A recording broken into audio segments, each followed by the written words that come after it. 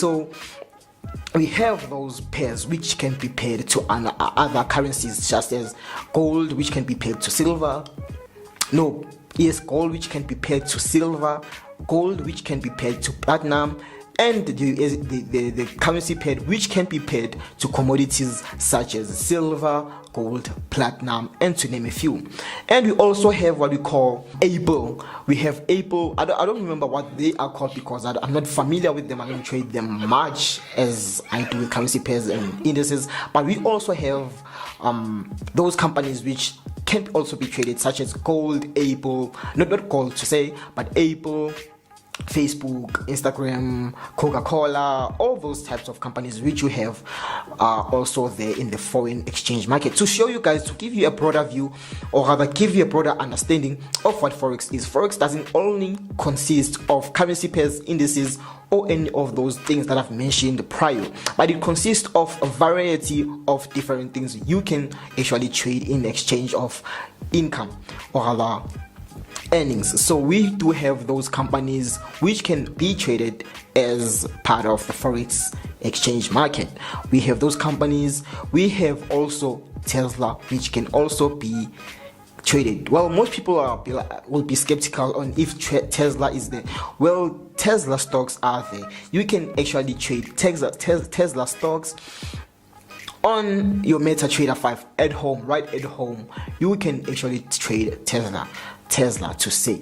So I've just given you a much broader understanding of what Forex is in general. So do not be skeptical of actually asking me questions on what these certain things are, because I'll be there to actually help you in terms of understanding Forex in depth, rather in details. Hence why this is FX Major. FX Major actually helps people in terms of improving how they actually see the foreign exchange market.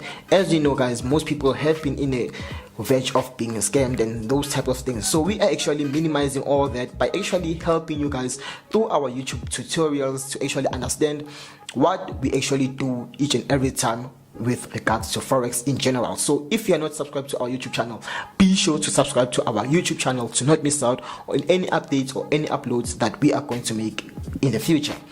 And again, so I'll just also mention a few things which will help you guys in terms of understanding it in a much broader view. We also have what we call codes, meta codes. So with meta codes, depth of the MetaTrader, which I've just mentioned prior. With meta codes, you can get codes such as your numbers which display in front of you. So those numbers are actually both numbers which are actually combined in terms of pairs which you have. Let's say, for example, I'll make an example again of USD because that's a currency which I'm more familiar with because I'm from ZA. So I'm from South Africa. So ZA is actually a currency which I'm more familiar with. So I'll use an example of USD ZA. Well, with USD ZA, we have codes such as, so let's say we have the USD with higher numbers, or rather higher strength. So you will find the what you call the peep on in front of the meta code, or rather the code which you might have which is paired in full. So that code indicates to us on how the market, that pair in general is in terms of strength or weakness. So that actually helps in terms of understanding how that certain pair is in terms of strength, weakness, volatility, those type of things. So again, I just want to actually express more on what we talk about when you're talking about the volatility.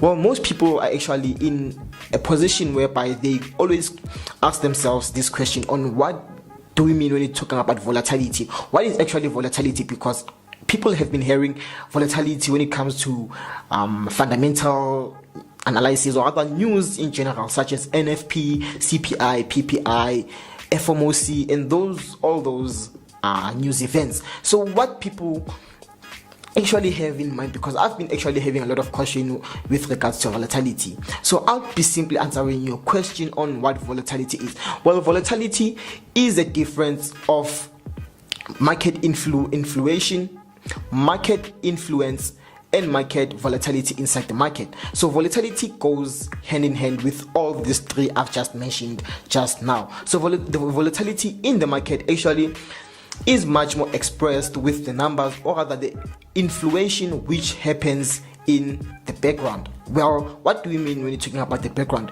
The background, you're talking about the big banks, you're talking about those market makers which we have, which are just retail traders. So most traders who are actually trading are just retail traders. So the big banks is expressed in terms of all those banks which we have in the US, which actually move the market. Remember, guys, that the big banks are the ones moving the market. We are not moving the market. We are just riding the direction which the big banks are actually pushing the direction into.